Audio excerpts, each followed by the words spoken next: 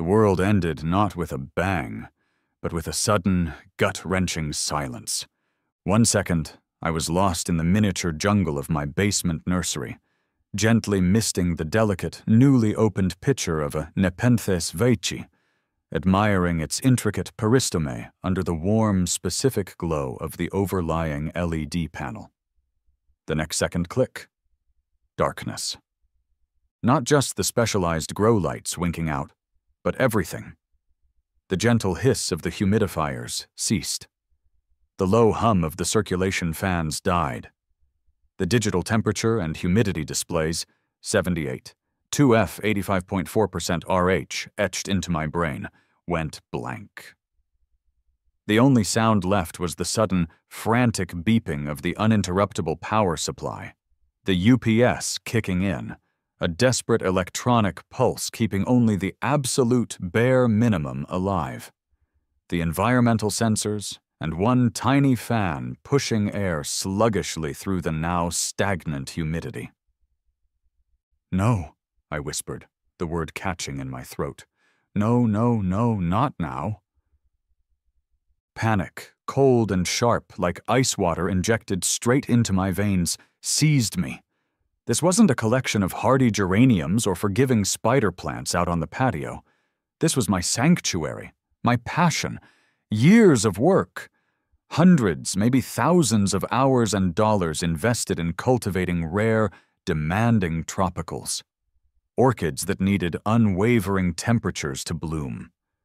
Carnivorous plants that required precise humidity levels to form their intricate traps. A sudden, prolonged power outage, especially on a warm afternoon like this. It was a death sentence. Some of these plants could be irrevocably damaged, even killed, within hours. My mind, trained over 2 decades to diagnose electrical faults, snapped into action, overriding the panicked plant dad screaming internally. "Okay, Mark. Deep breath. Diagnose. Don't catastrophize." Not yet. First, the nursery's dedicated sub-panel. I fumbled for my phone's flashlight, heart pounding, and checked the breakers. Nothing tripped. All firmly in the on position. Okay, upstairs. Main house panel in the garage. Flashlight beam dancing over the rows of breakers. Again, nothing. Everything looked normal. But the house was dead silent. No hum from the fridge, no clock display on the microwave. The whole place was dark. Isolated outage. My brain processed the data. Neighbors' Wi-Fi signals still strong on my phone's network scan. So, not a grid issue affecting the whole block. Just my house. Highly unusual. Unless it wasn't an accident. Unless someone wanted my power off. The UPS beeped again, faster this time. A reminder, the clock was ticking. Those batteries were designed for brief interruptions, maybe an hour max for the tiny load they were carrying now. Not enough to maintain temperature or humidity, just enough to circulate a little air and prevent total stagnation while I hopefully fixed the problem. Service entrance, my diagnostic mind concluded. Main disconnect. I bolted out the garage side door, squinting in the sudden sunlight, and hurried around to the side of the house where the electric meter and the main disconnect panel were mounted. It's a heavy-duty metal box, usually sealed, or at least firmly closed, containing the big lever, the knife switch, that cuts all power from the utility lines to the house. It's the utility company's primary point of control, not something a homeowner typically touches, let alone... I saw it before I even reached the box. The panel door was slightly ajar, and the heavy, insulated handle of the main disconnect breaker, normally locked firmly in the UP on position, was yanked decisively down into the off position, cutting every single electron flowing into my home. And standing maybe 10 feet away, pretending intense interest in the state of my blaze-improved climbing roses, was Karen. HOA President Karen, Neighborhood Watch Karen, Chief Busybody and Self-Appointed Bylaw Enforcement Officer Karen, She straightened up as I approached, adopting an air of wide-eyed innocence that wouldn't have fooled a rookie cop on his first day, let alone someone who deals with faulty wiring and questionable DIY projects for a living. My voice came out dangerously calm, level. Years of dealing with stressed contractors and angry homeowners during inspections kicked in. Karen, did you just cut the power to my entire house? She blinked, feigning surprise with the skill of a B-movie actress. Mark? Goodness no. Heavens, I was just admiring your lovely roses. Though, she added, gesturing vaguely towards the open panel box, I did happen to notice this, electrical thingy was slightly ajar. Seemed like a safety hazard, you know? Children could get in there, and I thought I heard a strange humming sound coming from your house earlier, very loud. Thought I should investigate. Investigate? I repeated, pointing directly at the massive breaker handle in the off position. You investigated by throwing the main 200-amp service disconnect? Do you have any earthly idea how incredibly dangerous that is, Karen? Or what you just potentially did to my equipment, let alone my plants? Her mask of innocence dissolved, replaced by that familiar, pinched look of self-righteous indignation. She crossed her arms, puffing up slightly. Well, perhaps if your house wasn't constantly humming like some kind of secret factory and drawing suspicious amounts of electricity at all hours, people wouldn't need to investigate. She took a step closer, lowering her voice conspiratorially. What exactly are you running in there, Mark? Your electric bills must be astronomical. The HOA has received several anonymous complaints, you know, about excessive energy usage, unexplained lights. Anonymous complaints? Right. As anonymous as Karen wearing a trench coat and fake mustache while peering through my basement window. She'd been obsessed with my energy usage for months, ever since I installed the dedicated climate control system for the nursery. Her imagination, fueled by boredom and an addiction to neighborhood gossip forums, had run wild. Was it a massive crypto mining operation? An indoor marijuana grow-op? A server farm running illicit websites? The reality that I was growing fussy orchids and carnivorous plants requiring precise conditions was apparently too boring to contemplate. The supreme irony? Just last month, I'd had solar panels installed on the roof specifically to offset the nursery's energy load and reduce my grid dependency. The contractors, Chuck and Dave, were actually up there right now, finishing the monitoring system setup. But trying to explain photovoltaic energy generation and the specific PAR requirements of Paphiopedilum orchids to Karen felt like trying to teach calculus to a particularly stubborn rock. Karen, I said, fighting to keep my voice steady despite the image of my precious heliumphora wilting in the rising heat. This isn't about HOA bylaws or anonymous complaints. This is about you illegally tampering with high-voltage electrical service equipment. That is a serious offense, a potentially criminal one. Now please step away from the panel. She didn't budge. Instead, she somehow materialized her ever-present laminated copy of the HOA bylaws, flipping to a page marked with a sticky note. Section 12, paragraph 4 clearly prohibits activities that place an undue burden on community resources or shared infrastructure, she declared, tapping the page triumphantly. And Section 7 prohibits the operation of unlicensed home businesses. Those purple lights I saw in your basement window last night. Highly suspicious. I reached for the heavy disconnect lever, needing to get the power back on now. It was stiff, designed that way for safety. Karen actually stepped forward, putting her hand near the panel box. I forbid you to touch that, she commanded, her voice rising.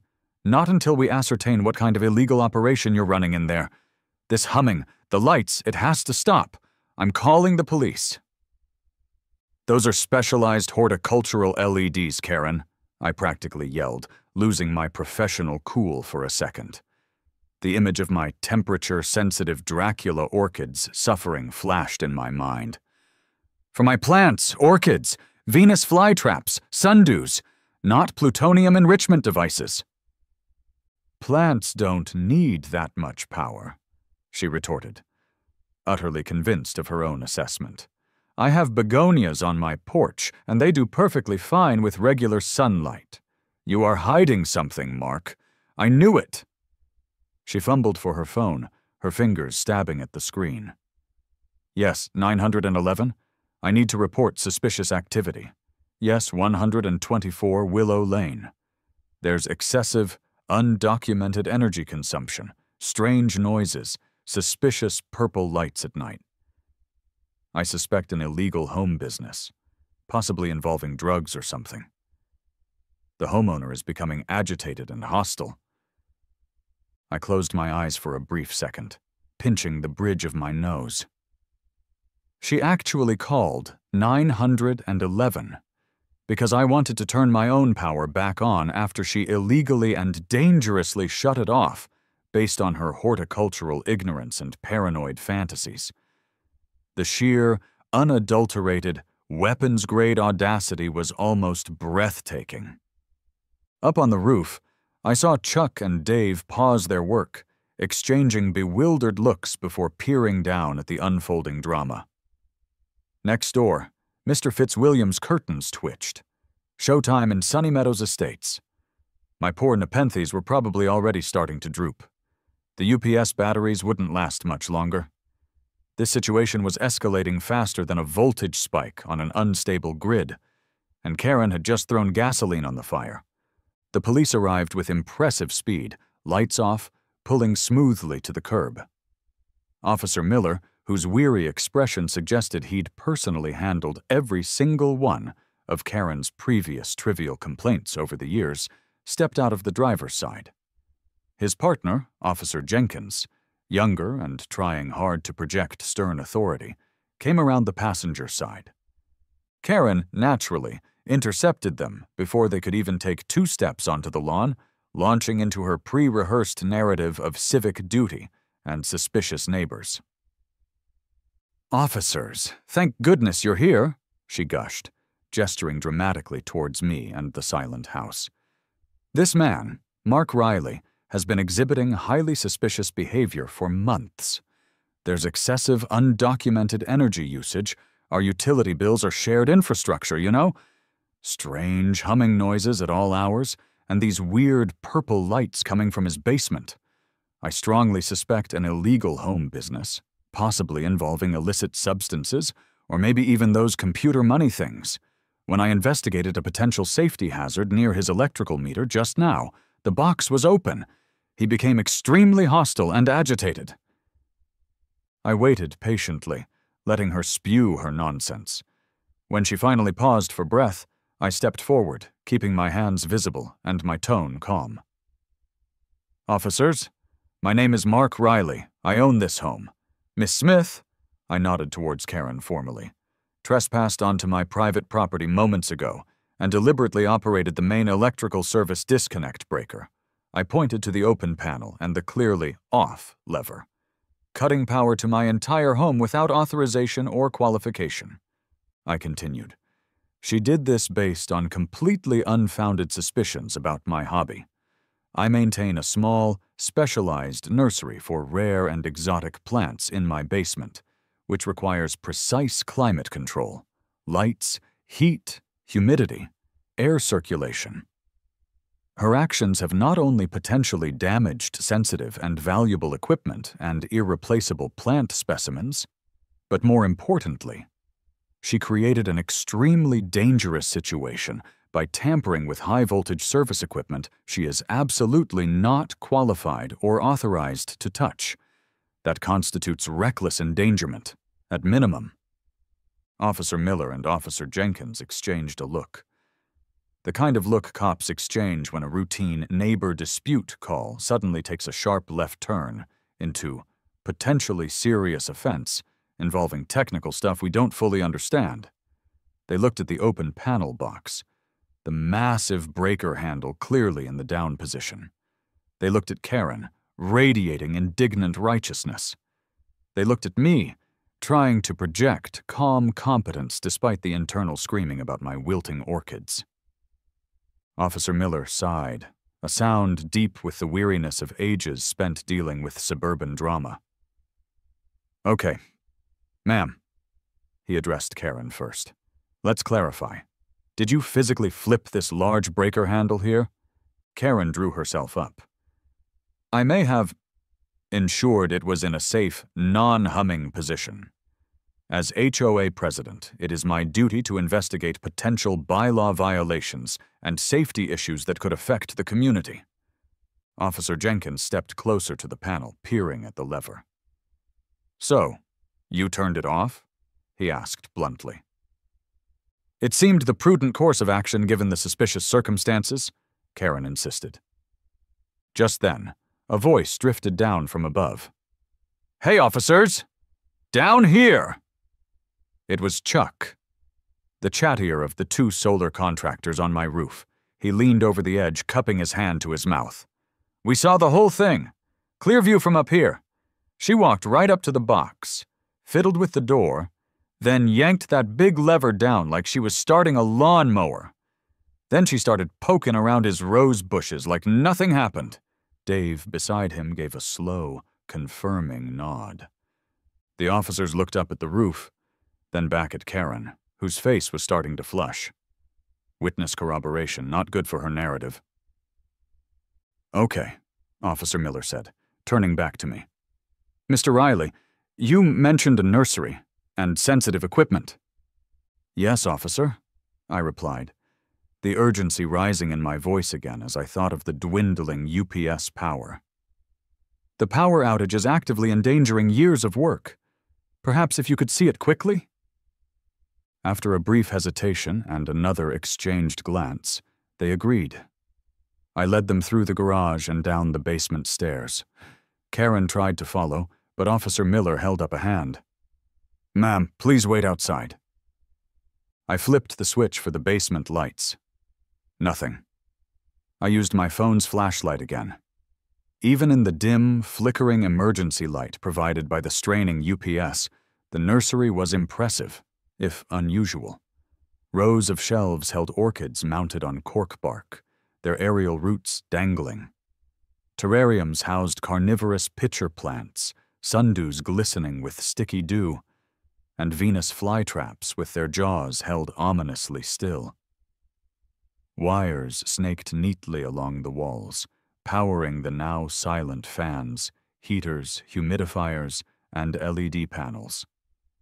Digital displays, running on the last dregs of UPS power, showed the temperature steadily falling from its optimal 78 degrees and the humidity dropping below the critical 80% mark. The insistent beeping of the UPS filled the otherwise silent room. "This is it, officers," I explained, keeping my voice level despite the knot in my stomach. "Rare tropical and subtropical plants, many from delicate ecosystems. They require stable temperature, humidity, and specific light cycles to survive, let alone thrive. The equipment that provides that environment needs consistent power. That main breaker being off means my backup power," I gestured to the beeping UPS units, "is almost completely drained, and the critical heating and humidifying systems are totally offline. Some of these plants," I pointed to a particularly fragile-looking orchid, "won't survive more than a few hours without the proper conditions, especially if the basement temperature spikes later this afternoon." The officers looked around, clearly out of their element but seeming to grasp the expensive hobby in jeopardy aspect. "So, it's just plants?" Officer Jenkins asked, sounding slightly incredulous. "Yes, officer," I confirmed. "Perfectly legal, albeit demanding, plants. My hobby. A very involved, climate-controlled hobby?" Officer Miller looked thoughtful, then nodded, glancing back towards the basement stairs, where Karen was likely hovering impatiently. "Okay, sir. We understand the urgency. Let's go back up." To Karen, waiting at the top of the stairs, he said firmly, "Ma'am, You need to allow Mr. Riley to restore power to his residence immediately." Karen, however, remained stubbornly defiant, her suspicion apparently overriding the officer's directive. "Absolutely not. Not until we know what his actual power consumption is. He's probably overloading the neighborhood transformer. It's a safety issue for everyone. He's draining the grid." I saw my opening. Time to escalate to the next level of authority, one Karen couldn't argue with using HOA bylaws. "Officers," I said, injecting a note of weary reasonableness into my voice. "Perhaps the best course of action is to call the city utility company? They can send a lineman out to safely restore the power, check the meter and the equipment for any damage caused by the unauthorized shutdown, and verify the actual electrical load of my house. I'd be happy to cooperate fully with their assessment." I gave Karen a pointed look. Maybe their technicians can explain the technical specifications and safety protocols to Miss Smith in terms she'll understand. Officer Miller seemed to latch onto this suggestion with relief. A third party, experts in the field, could resolve the technical dispute and take the onus off him and Jenkins. "Okay," he agreed, nodding. "That sounds like a plan. We'll have dispatch contact the utility." I allowed myself a small, internal sigh of relief. Gary the lineman was my new favorite person, and he hadn't even arrived yet. Calling the utility wasn't just about getting the power back on safely. It was about initiating an official investigation into Karen's tampering. The wheels of bureaucratic justice turned slowly, but they grind exceedingly fine, especially when lubricated by properly filed incident reports from multiple agencies. The chief inspector part of my brain, the part that lived and breathed electrical code and safety protocols, was beginning to nudge aside the panicked plant dad part. This wasn't just about my orchids anymore. This was about gross incompetence and dangerous interference. And Karen had just handed me the perfect opportunity to address it. Officially. The wait for the utility truck felt like an eternity. Each beep from the dying UPS units in the basement, a tiny stab of anxiety. Karen paced on her side of the property line, occasionally muttering about bylaws and excessive wattage. Officers Miller and Jenkins stood by, maintaining a semblance of order, looking like they'd rather be anywhere else.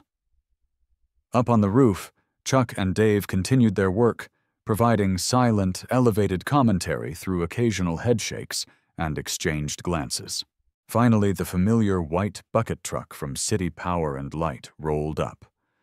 Gary, a lineman whose weathered face and slightly cynical expression spoke of decades spent dealing with downed lines, blown transformers, and the occasional squirrel-related short circuit, hopped out. He surveyed the scene. Cops, agitated HOA president, concerned homeowner, open electrical panel, with an air of weary resignation. "All right," Gary sighed, adjusting his hard hat. "Dispatch said something about unauthorized meter tampering and a service disconnect. What fresh hell we got today?" Officer Miller gave him the brief rundown. Neighbor dispute, suspicions, HOA president flipped the main breaker.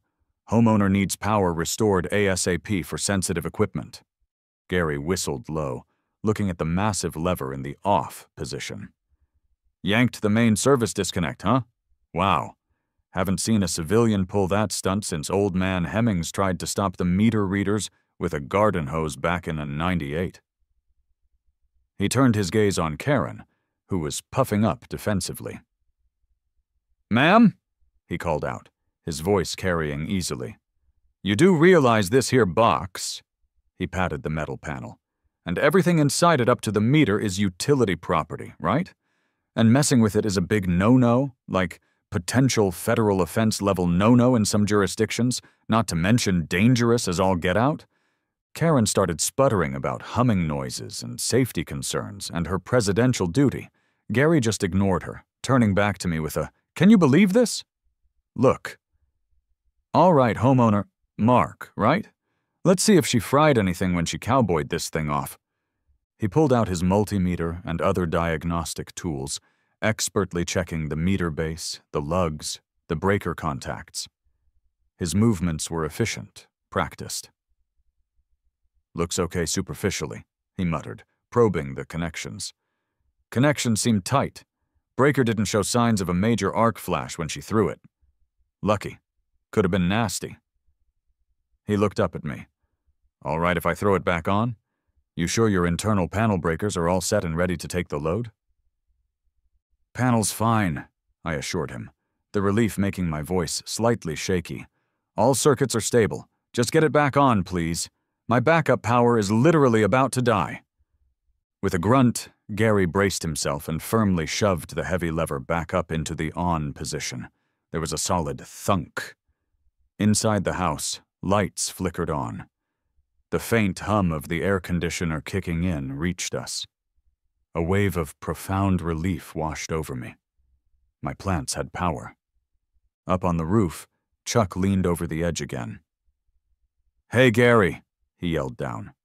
"While you're down there, maybe you can explain to the lady that the brand new solar panel system we're installing up here is going to reduce his grid draw significantly, not increase it. Might save everyone some trouble." Gary chuckled, glancing at Karen's bewildered expression. "Heard that, ma'am?" he called over. "Your neighbor here's getting solar. Pretty soon he's probably going to be selling power back to us, not draining the grid." This information seemed to completely short-circuit Karen's brain. She just stared blankly. Power was back. Crisis momentarily averted. Now for the paperwork. Gary pulled out his electronic tablet to start the official incident report.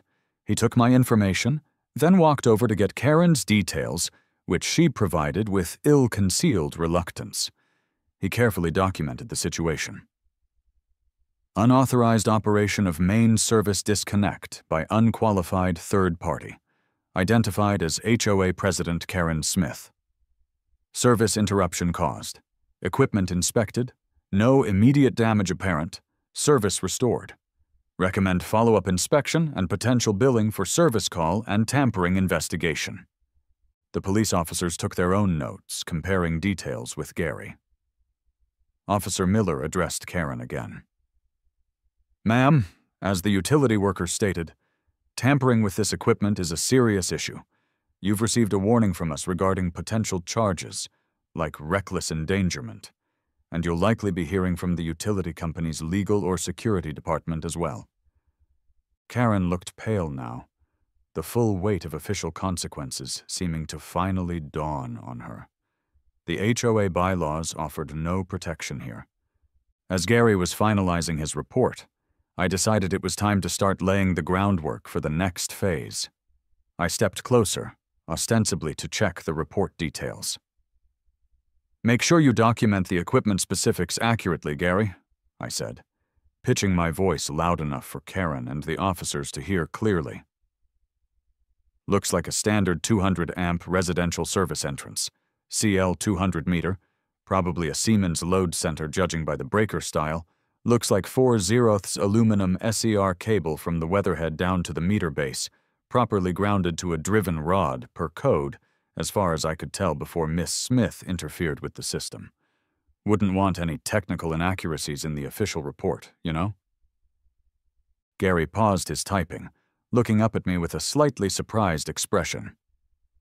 Yeah, got it. 4/0 ALSR. Siemens panel.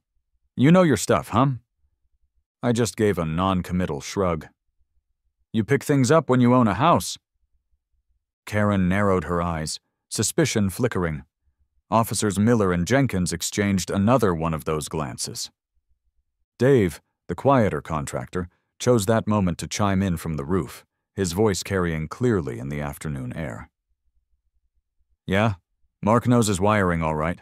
Helped us figure out a tricky junction box issue on the solar install yesterday. Started talking about load balancing calculations and NEC compliance section 690. Chuck added helpfully, "Almost like he does this kind of thing for a living or something." I shot them a quick look. "Thanks, guys. Perfect setup. Let Karen and the officers chew on that little breadcrumb. Let them wonder." The full reveal would be much more satisfying once the official reports were filed and processed through the proper channels. My channels. Gary finished his report, digitally signed it, and promised to email me a copy. He then snapped a heavy-duty plastic seal onto the main disconnect panel door, a clear utility access-only warning. He gave Karen one last warning look, nodded to me and the cops, and drove off in his bucket truck. The police gave Karen a final, stern warning about not interfering with neighbors or utilities again, advised her to direct any future legitimate complaints through proper channels, like calling the non-emergency line instead of 911 or tampering with equipment. And then they too departed, likely eager to escape the gravitational pull of Karen's personal reality distortion field. Chuck and Dave packed up their tools for the day, giving me sympathetic nods as they left. "Glad you got your power back, Mark," Chuck said. "Plants okay?" "I think so," I replied. "Thanks to you guys and Gary getting here when you did." "No problem," Dave said quietly. "Crazy neighbor, though." Finally alone, I practically sprinted back to the basement nursery. The familiar hum of fans and humidifiers was the sweetest sound I'd heard all day. The lights were back to their full, life-sustaining spectrum. I anxiously checked the digital displays. Temperature was climbing back towards 78, humidity rising past 80. I misted the leaves of the most sensitive plants, checking for signs of serious wilting or stress. A few drooping leaves here and there, some minor stress evident, but overall, they looked like they'd pull through. The UPS had died literally moments after Gary flipped the switch. Disaster averted by the narrowest of margins. Relief washed over me, so intense it left me weak-kneed. But right behind it surged a cold, simmering anger. This wasn't just a misunderstanding or a typical HOA spat over lawn ornaments. This was willful ignorance, dangerous interference, and targeted harassment based on paranoid suspicion. Karen's actions could have cost me thousands of dollars in rare plants and years of dedicated work, not to mention the inherent danger of an unqualified person messing with a 200-amp service. I looked at the incident report number Gary had given me. I thought about the police report number Officer Miller had provided. I thought about the specific sections of the National Electrical Code Karen had so blatantly violated. Article 110 on requirements for electrical installations, Article 230 concerning services, regulations about safe access and working clearances, prohibitions against unqualified personnel operating service equipment. My mind shifted gears. The panicked plant dad receded. The frustrated homeowner faded. A different persona took over, one honed by years of inspections, code reviews, and dealing with contractors who tried to cut corners. It was time for Chief Inspector Riley to step in. Karen wanted to talk rules. She wanted to talk regulations. She wanted to talk safety and compliance. Fine. Let's talk compliance. Let's talk code. My code. The one with actual legal teeth. She picked the wrong house. She picked the wrong hobbyist. She messed with the wrong guy's power. Oh yes, this wasn't over. Not by a long shot. The next morning I skipped my usual jeans and t-shirt. Instead, I put on a crisp Oxford shirt, pressed slacks, and the lightweight navy blue jacket bearing the official city crest and my department's name, Department of Buildings and Inspections.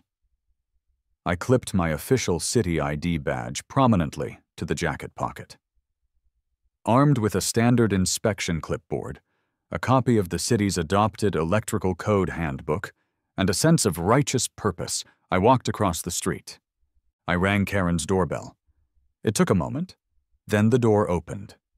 Karen peered out, her expression immediately shifting from surprise to suspicion and annoyance. "Mark, what do you want now?" she demanded, already on the defensive. "Are you here to complain about yesterday again? I already told the police."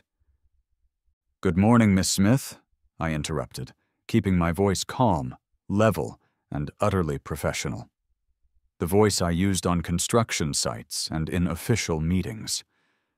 I'm not here today as your neighbor. I held up my city identification badge so the photo and title were clearly visible. Mark Riley, Chief Electrical Inspector for the City of Sunny Meadows. We received official reports yesterday afternoon, one forwarded from the Sunny Meadows Police Department and one directly from City Power and Light, regarding unauthorized tampering with electrical service equipment and the creation of potentially hazardous conditions at the property located at 124 Willow Lane. Specifically, I continued, meeting her gaze directly, the reports detail the illegal operation of a main service disconnect by an unqualified individual identified in both reports as you, Miss Smith. The color drained from Karen's face. She stared at my ID badge, then at my face, then back at the badge as if willing it to transform into a coupon for discounted begonias. Her mouth opened and closed silently. Disbelief warred with confusion, rapidly giving way to dawning horror, which was then almost instantly overtaken by sputtering indignation, her default setting when cornered. Chief Electrical Inspector, she stammered, her voice cracking slightly. You? That's impossible. You grow plants in your basement. My hobbies conducted safely and legally on my own property are my personal business, Miss Smith, I replied coolly. My profession, however, involves ensuring the electrical safety and code compliance of every single residence and business within the city limits. That includes your property, and it most certainly includes investigating and addressing dangerous situations like the one you deliberately created at my home yesterday. The look on her face. Oh, it was glorious. Pure, unadulterated, I've made a terrible mistake. Panic mixed with the dawning realization that the neighbor she'd been harassing about purple lights held significant municipal authority over her property. It was like watching a cat finally corner the mouse, only to discover the mouse is actually a highly trained honey badger with an intimate knowledge of the National Electrical Code and the authority to issue citations. Checkmate. Maintaining my professional demeanor, clipboard at the ready, I stepped back slightly onto the public sidewalk, making it clear this was an official observation, not a neighborly chat. Now, Miss Smith, the reports detailing your actions yesterday necessitate a follow-up. Tampering with utility service equipment by unqualified personnel constitutes a serious violation. Code Section 110.3b regarding installation and use of listed or labeled equipment by qualified persons, among others.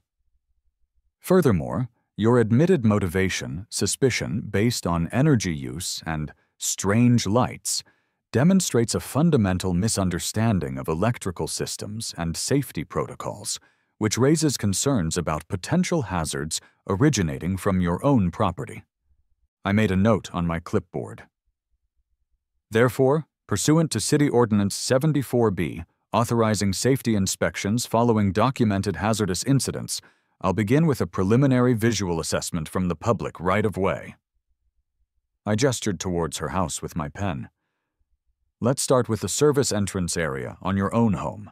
I notice, for instance, significant overgrown shrubbery. I pointed to the large, dry-looking azalea bushes pressing right up against her own electric meter and panel box, creating a potential fire hazard and obstructing clear access space required by NEC Section 110.26 A and F regarding dedicated equipment space and clearances. Karen stared at her prize-winning azaleas as if seeing them for the first time through the terrifying lens of code compliance. Those are perfectly healthy azaleas. They're not flammable.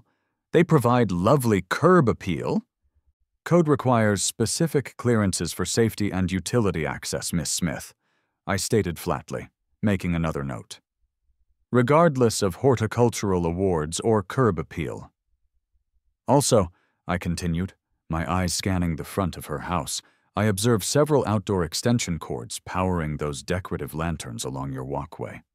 They don't appear to be listed for permanent outdoor installation, and I don't see evidence that the receptacles they're plugged into are GFCI protected, as required by NEC Article 406.9b for all 125-volt receptacles in wet or damp locations. Karen was starting to look genuinely panicked now, realizing this wasn't about HOA suggestions. This was about official violations with real consequences. "This is harassment," she cried, finding her voice again. "It's retaliation because you're mad about yesterday. You can't just inspect my house." "Miss Smith," I replied patiently, "my preliminary inspection is directly predicated on the official reports filed by the police and the utility company concerning your dangerous actions yesterday. Those actions call your judgment regarding electrical safety protocols into serious question. These potential violations," I tapped my clipboard, "are in plain view from the public sidewalk and fall directly under my purview as Chief Electrical Inspector tasked with ensuring public safety and code compliance throughout the city. Addressing the reported incident fully requires assessing the responsible party's overall compliance baseline to ensure no further hazards exist." Okay, maybe I was stretching my mandate just a tiny bit by proactively looking for violations on her property based on her actions at mine, but her documented tampering provided more than enough probable cause for a safety assessment in my book. And frankly, she deserved it. Just then, Mr. Fitzwilliam next door, who had apparently been tending his roses, leaned on his garden hoe and watched the proceedings with undisguised fascination. Across the street, Chuck and Dave's work truck pulled up as they arrived to finish the solar monitoring setup at my place. They slowed down, rolling down the windows, taking in the seen me in my city jacket with a clipboard, Karen looking horrified on her porch. Chuck caught my eye and gave me a slow, deliberate thumbs up. Dave just smirked. Was I enjoying this? Maybe just a little. Okay, maybe quite a bit. After the hours of stress she'd put me through, the risk to my plants, the sheer arrogant ignorance of her actions? Yes, there was a certain professional satisfaction in pointing out her potential code violations. And every single one I noted, the blocked access, the improper extension cords, was legitimate, if perhaps minor. The kind of thing my inspectors might normally overlook during a routine drive-by, unless there was a specific complaint, or, say, a documented incident involving dangerous utility tampering by the homeowner. And Karen, bless her meddling, rule-obsessed heart, had provided one heck of an incident report. I spent another 10 minutes conducting my visual external inspection, meticulously noting a few other minor potential issues: an unprotected junction box under the eaves, a cracked cover plate on an outdoor outlet. Each notation seemed to make Karen shrink a little further into her doorway. Finally, I stepped back up to her porch. "All right, Miss Smith," I said, tearing off the top sheet from my inspection notes. A standard Notice of Potential Violation form. This notice details the preliminary findings based on external observation. It outlines the potential code violations observed and requires corrective action by a licensed electrician within 30 days to bring the property into compliance. I handed her the form. "You will receive an official copy by certified mail within 5 business days," I continued in my official tone. "Failure to correct these violations within the specified time frame will result in formal citations being issued by the city, carrying significant daily fines until compliance is achieved.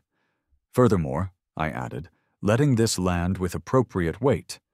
You will be contacted separately by both the City Attorney's Office and City Power and Light regarding the appropriate penalties and restitution for the illegal service tampering incident yesterday. Given the severity and potential danger, those penalties are likely to be substantial." Karen took the paper with a trembling hand, staring at it as if it were a death sentence. The fight seemed to have completely drained out of her. But The HOA, she whispered weakly. The HOA bylaws, Miss Smith, I stated clearly, do not supersede or negate state statutes, municipal ordinances, or the adopted National Electrical Code regarding electrical safety and utility tampering.